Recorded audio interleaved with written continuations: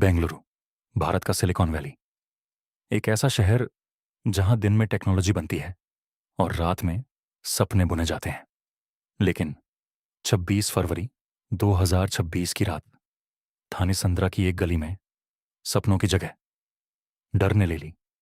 एक 25 वर्षीय युवक पवन कुमार, जिसका नाम पुलिस रिकॉर्ड में रोडी शीटर के रूप में दर्ज था, उसकी बेरहमी से हत्या कर दी गई।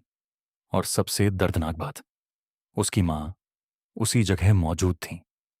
थाने संद्रा नॉर्थ बेंगलुरु का तेजी से विकसित होता इलाका, ऊंची इमारतें, किराए के अपार्टमेंट, आईटी प्रोफेशनल्स की भीड़, दिन में भागदौड़, रात में शांत सड़कें। लेकिन हर शहर की चमक के पीछे एक अंधेरा भी होता है। उस शाम सब कुछ सामान्य था। लोग अपने काम से लौट रहे थे, दुकानें खुली थीं, बच्चे खेल रहे थे। फिर कुछ ही पलों में स्थिति बदल गई। रिपोर्ट के अनुसार एक समूह वहां पहुंचा। मुलाकात हुई, बातचीत हुई या नहीं यह स्पष्ट नहीं, लेकिन टकराव हुआ और अचानक धारदार हथियारों से हमला शुरू हो गया। सब कुछ ही मिनटों में। चीखें गूंज उठीं, लोग घरों से बाहर निकले, लेकिन तब तक बहुत देर हो चुकी थी। हमलावर घटना के बाद वहां से निकल गए। आपातकालीन कॉल की गई, पुलिस पहुंची, इलाके को घेरा गया, फॉरेंसिक टीम बुलाई गई। लेकिन गंभीर चोटों के कारण पवन कुमार की मृत्यु हो चुकी थी। इस केस का सबसे संवेदनशील पहलू, एक मां ने अपने बेटे को अपनी आंखों के सामने खो दिया। पुलिस ने जांच शुरू की, सीसीटीवी फुटेज की तलाश, प्रत्यक्षदर्शियों के बयान, पुरानी दुश्मनी की जांच, कॉल रिकॉर्ड का विश्लेषण। हर एंगल को देखा जा रहा है। रोडी शीटर सिस्टम भारत में पुलिस द्वारा उपयोग किया जाने वाला एक निगरानी रजिस्टर है। ऐसे लोगों पर नजर रखी जाती है ताकि संभावित विवादों को रोका जा सके। लेकिन जब हिंसा हो जाती है तो सवाल उठते हैं, क्या निगरानी पर्याप्त थी? क्या यह रोका जा सकता था?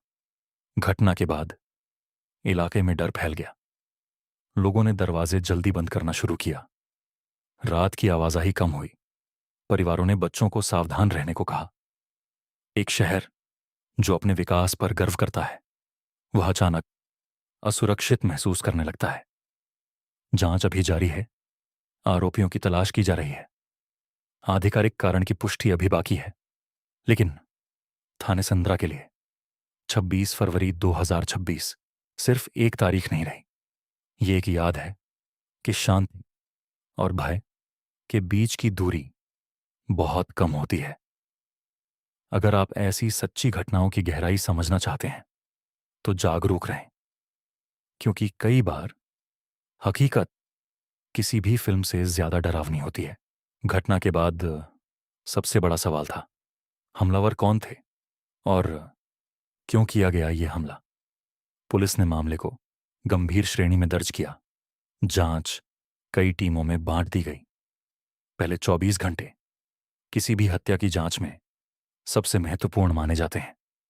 इलाके को घेरा गया, सीसीटीवी फुटेज इकट्ठा किए गए, आसपास के एंट्री और एग्जिट पॉइंट्स जांच के दायरे में लाए गए, प्रत्यक्षदर्शियों के बयान दर्ज किए गए। किसने क्या देखा, किस समय देखा, हर छोटी जानकारी एक सुराग बन सकती है। जांच का अगला चरण डिजिटल विश्लेषण, मोबाइल कॉल रिकॉर्ड, आखिरी बातचीत, लोकेशन डेटा, हाल के संपर्क। यह सब बताता है क्या हमला अचानक था या पहले से योजना बनाकर। अधिकारियों ने अभी तक आधिकारिक कारण घोषित नहीं किया है, लेकिन ऐसे मामलों में 3 मुख्य एंगल देखे जाते हैं: पुरानी दुश्मनी, क्षेत्रीय या गैंग टकराव, या व्यक्तिगत विवादी। फॉरेंसिक टीम ने भी अपने स्तर पर काम शुरू किया। घटनास्थल से साक्ष्य जुटाए गए, हथियार की प्रकृति का विश्लेषण, हमले की दिशा, समय का अनुमान। क्योंकि अदालत में कहानी नहीं, सबूत चलता है। इस बीच इलाके में डर का माहौल बना रहा। रात की आवाजाही कम हुई, लोगों ने सुरक्षा को लेकर चिंता जताई। एक शहर जो अपनी आधुनिक पहचान पर गर्व करता है, वह अचानक असुरक्षित महसूस करने लगा। लेकिन जांच धैर्य से चलती है। हर गिरफ्तारी, हर आरोप साक्ष्यों के आधार पर ही होता है। मामला अभी जांच के अधीन है। आरोपियों की पहचान और गिरफ्तारी की प्रक्रिया कानूनी ढांचे के भीतर की जा रही है। जब तक आधिकारिक पुष्टि नहीं होती, हर जानकारी सत्यापन के बाद ही सामने लाई जाती है। ये कहानी अभी खत्म नहीं हुई है। ये सिर्फ एक नई शुरुआत है। हम इस मामले के हर वेरीफाइड अपडेट पर नजर बनाए रखेंगे, क्योंकि सच धीरे चलता है लेकिन रुकता नहीं। हर हत्या के बाद दो चीजें शुरू होती हैं, एक शोक है और दूसरी जांच। थाने संद्रा की उस रात के बाद ही यह मामला केवल एक अपराध नहीं रहा, यह सच की तलाश बन गया।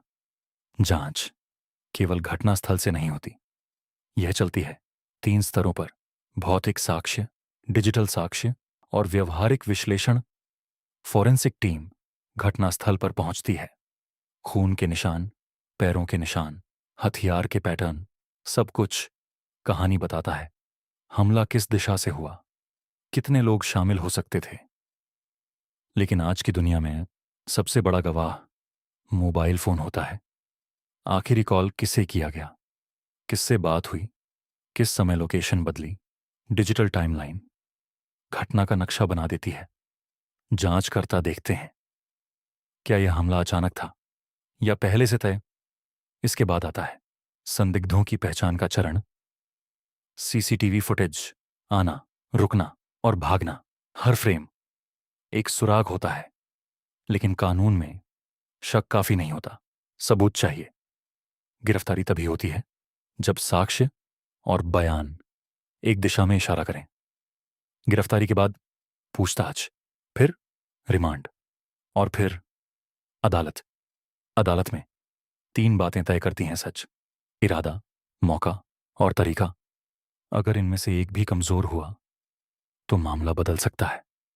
ऐसे मामलों, अगर आप लोगों को ये एक सच्ची कहानी अच्छी लगी तो हमारे साथ जुड़े रहने के लिए हमारा फेसबुक पेज को फॉलो करिए, या आप लोग यूट्यूब से देख रहे हैं तो यूट्यूब को सब्सक्राइब करिए, और इंस्टाग्राम के शॉर्ट में देख रहे हैं तो फेसबुक पर जाकर हमको फॉलो कर दीजिए। साथ में इंस्टाग्राम पेज को फॉलो कर रखें। धन्यवाद।